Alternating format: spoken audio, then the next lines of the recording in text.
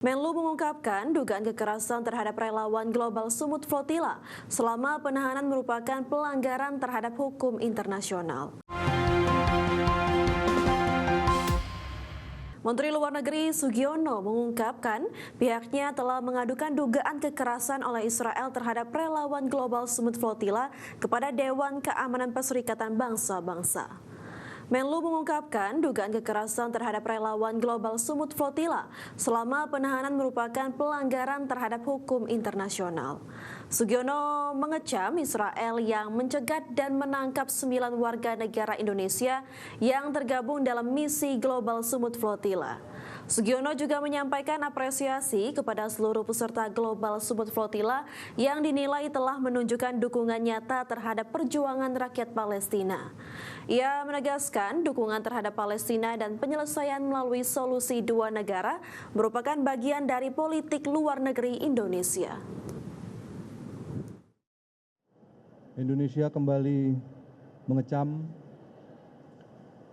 perlakuan yang dilakukan, perlakuan yang diberikan kepada saudara-saudara kita jelas merupakan suatu pelanggaran dari hukum internasional. Mereka adalah masyarakat sipil yang mengusahakan bantuan kemanusiaan kepada saudara-saudara kita yang ada di Palestina. Dan kami juga menyampaikan kecaman ini di Dewan Keamanan PBB pada 21 Mei yang lalu. Ini merupakan suatu tindakan yang tidak bisa diterima. Pemirsa, Bank Indonesia menghimbau masyarakat agar tidak terburu-buru memborong dolar Amerika Serikat di tengah tekanan terhadap nilai tukar rupiah. Otoritas moneter menilai perilaku panik buying di pasar falas justru dapat memperbesar tekanan terhadap kurs rupiah. Bank Indonesia mengimbau masyarakat agar tidak terburu-buru memborong dolar Amerika Serikat di tengah tekanan nilai tukar rupiah. Direktur Departemen Pendalaman Pasar Keuangan Bank Indonesia Ruth Akusoy Intama menyebut, perilaku panik buying di pasar falas dapat memperbesar tekanan terhadap kurs karena mendorong lonjakan permintaan yang tidak didasarkan pada kebutuhan real. Ruth menggambarkan fenomena panik buying dolar mirip dengan perilaku masyarakat saat awal pandemi COVID-19 ketika banyak orang yang membeli kebutuhan pokok dalam jumlah besar karena khawatir terjadi kelangkaan. Pola kecemasan serupa kini terjadi di pasar falas. Menurut Ruth, orang tua yang memiliki anak berstudi di luar negeri cenderung mempercepat pembelian dolar karena takut biaya hidup meningkat. Kondisi yang sama juga dialami para importer yang memiliki kewajiban pembayaran dalam mata uang asing dan khawatir biaya operasional akan membengkak akibat pelemahan rupiah. Makanya yang kami batasi adalah per bulan, per orang, per pelaku gitu ya. Kenapa? Jadi kalau kamu butuhnya masih 3 bulan lagi, tolong dong kamu belinya jangan sekarang, beli aja nanti. Nah, hal-hal ini kita harapkan dapat meredam penguatan dolar yang saat ini yang mungkin disebabkan oleh spekulasi. Meski tekanan pasar cukup terasa, Bank Indonesia menegaskan pasokan dolar Amerika di dalam negeri masih sangat kokoh. BI menjamin likuiditas falas untuk memasok kebutuhan money changer maupun kegiatan usaha penukaran valuta asing tetap melimpah dan tersedia di pasar. Sistem perdagangan falas disebut tetap berjalan efisien karena setiap ada kenaikan permintaan pasokan akan selalu disiapkan. Dari Makassar, Yani Rizky, IDX Jakarta. Pemirsa, Kevin Warsh resmi dilantik sebagai Chairman The Fed pada Jumat pekan lalu. Warsh akan menjalani ujian berat dalam memimpin The Fed mengelola perekonomian dan inflasi di Amerika Serikat. Kevin Warsh resmi dilantik sebagai Chairman Bank Sentral Amerika Serikat atau The Federal Reserve, menggantikan Jerome Powell pada Jumat pekan lalu. Warsh akan memimpin The Fed di tengah sorotan tajam atas independensi bank sentral akibat tekanan politik terhadap lembaga yang selama ini dikenal non-partisan itu. Wars yang kini berusia 56 tahun akan menghadapi ujian berat dalam mengelola perekonomian dan inflasi Amerika Serikat di tengah ekspektasi pemerintahan Presiden Donald Trump terkait arah suku bunga. Wars memulai karir di bank investasi Morgan Stanley dengan fokus tugas pada merger dan akuisisi. Ia kemudian bergabung dengan pemerintahan Presiden George Bush sebagai penasihat kebijakan ekonomi Gedung Putih pada 2002 hingga 2006. Sebelum ditunjuk menjadi anggota Dewan Gubernur The Fed.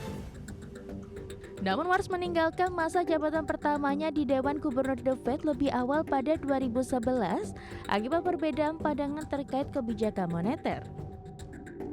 Kini Wars kembali ke Bank Sentral Amerika Serikat untuk memegang tongkat komando kepemimpinan The Fed dengan mandat menjaga inflasi dan memastikan tingkat lapangan kerja maksimum. Selain itu, Wars juga membawa target mengubah cara bank sentral mengambil keputusan hingga menerapkan perubahan kebijakan.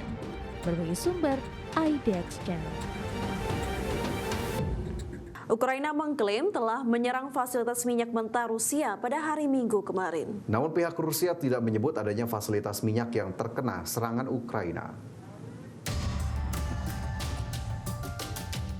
Ukraina melalui Sluzhba Bezpeki Ukraini atau SBU mengklaim telah menyerang fasilitas pompa dan distribusi minyak di wilayah Vladimir, Rusia dengan menggunakan drone pada hari Minggu kemarin.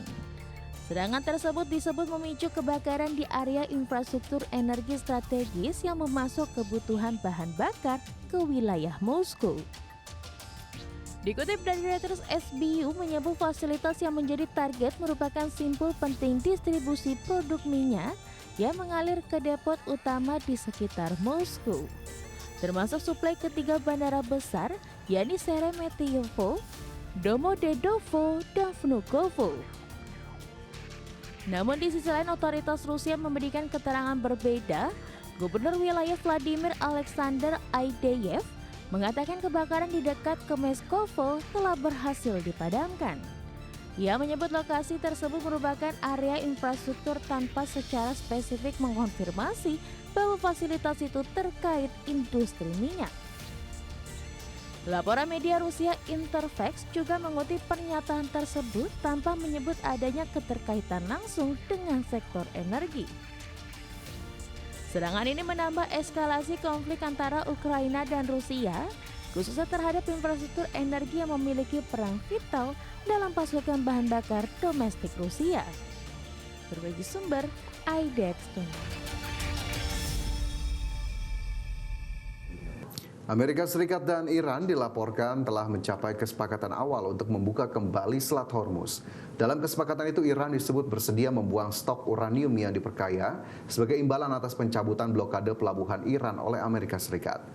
Sejumlah media setempat mengabarkan pejabat Amerika Serikat yang mengetahui pembicaraan tersebut mengatakan kesepakatan pembukaan Selat Hormuz masih menunggu persetujuan akhir dari Presiden Amerika Serikat Donald Trump dan pemimpin tertinggi Iran Mojtaba Khamenei, di mana proses itu diperkirakan memerlukan waktu beberapa hari. Menteri Luar Negeri Amerika Serikat Marco Rubio mengatakan progres dalam perundingan dengan Iran akan disampaikan langsung oleh Trump. Rubio juga menyebut sejumlah poin kesepakatan awal telah dicapai untuk pengakhiran konflik antara Amerika Serikat dan Iran. Menurut Rubio, fokus dalam perundingan antara pemimpin kedua negara saat ini adalah pembukaan Selat Hormuz dan mencegah Iran menguasai persenjataan nuklir.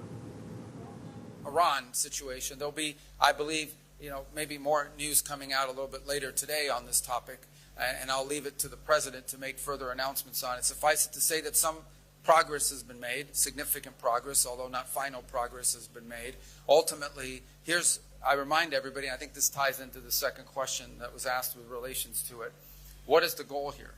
The goal here ultimately, the ultimate goal is that Iran can never have a nuclear weapon.